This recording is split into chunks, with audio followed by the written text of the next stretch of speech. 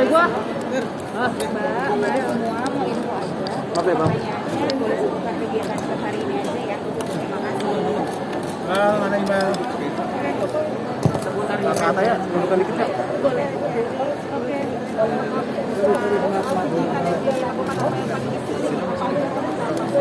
Iya, jadi tadi kita kan baru aja ngobrolin pijitannya bareng sama bidan, terus yang pro juga terhadap pijitan kepada bayi. Dan menurut aku tuh, aku sangat merekomendasikan banget kayak seluruh ibu-ibu tuh belajar edukasi terhadap pijitan kepada bayi, karena menurut aku manfaatnya tuh banyak banget. Alhamdulillah aku udah belajar dari anak yang pertama sampai yang sekarang juga yang kedua ini, yang baby. Aku selalu gunakan, aku selalu lakukan setiap hari karena manfaatnya tuh banyak banget. Selain bonding, terus juga anak kita tuh pastinya tuh lebih sehat karena nggak gampang kolik, nggak gampang flu. Terus bisa tadi kan seperti yang dijelaskan, bisa mengobati juga saat anak kita tuh lagi flu, lagi demam, gitu, lagi kolik. Kita pijit dan juga kita kasih jasa oil itu sangat membantu daripada kita apa-apa anak kita sakit langsung dikasih obat. Mbak Iris masih membahas tentang kepribadian yang tadi. Oh, ini ada.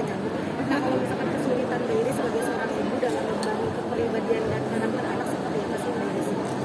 Yang pasti itu menurut aku salah satu kesulitan untuk membangun karakter anak adalah ketika anak kita tuh udah nggak ada di rumah kita, begitu dia berangkat sekolah, begitu dia bermain dengan teman-temannya, dia kan bertemu dengan orang-orang yang berbagai macam kepribadian berbeda-beda, dan bagaimana kita bisa memupuk anak kita tuh, kamu harus seperti ini yang benar dan ini yang salah. Bagaimana kita caranya mengajarkan itu ke mereka tanpa harus menggurui gitu. Jadi anak kita tuh menerima dengan sepenuh hati dan dia imani itu gitu. Itu yang challenge-nya. Mbak Iris kan kemarin ini kan berarti pakai obat ya. Kemarin juga sempat ada yang berobat.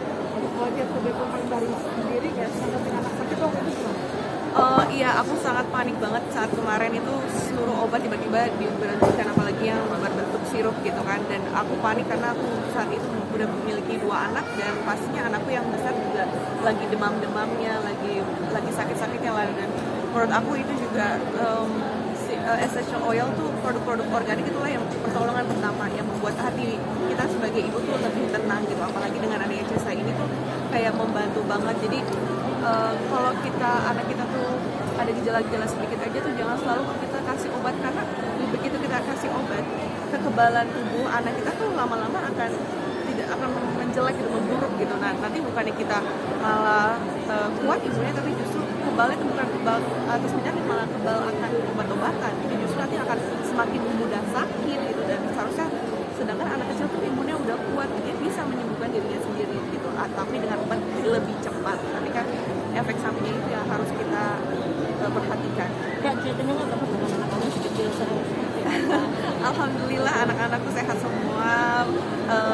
Abang Air juga udah makin pintar, udah bisa lancar ngomongnya, semakin lancar, udah bisa menghitung gitu, bisa percakapan lah, tektokan itu kayak udah semakin nyambung gitu. Aku senang aja. Terus yang kecil juga udah semakin bisa interaksi gitu terhadap orang-orang kelilingnya, jadi senang.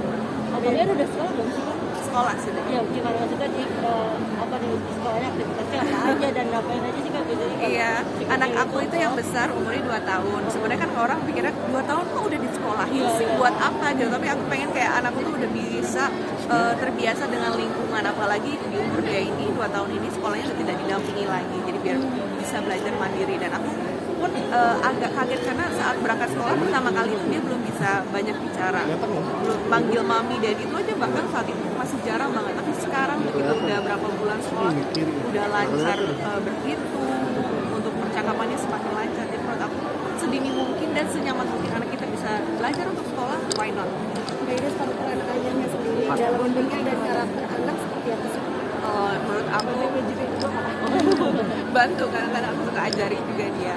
Menurut aku tuh kayak parenting itu bukan semuanya dibebankan kepada seorang ibu. Memang kan kalau secara agama kita kan ibu yang ngurus anak, ayah mencari nafkah gitu. Menurut aku enggak banget, apalagi sekarang zaman semakin modern ya. Kayak menurut aku tuh harus seimbang antara ibu dan juga ayah yang ikut sama-sama mendidik anak gitu. Jadi aku suka kok bantuin suamiku, ini loh ya, mandiin bayi, dia mau mandiin bayi, dia mau bantu pijat-pijat walaupun nggak setiap hari gitu.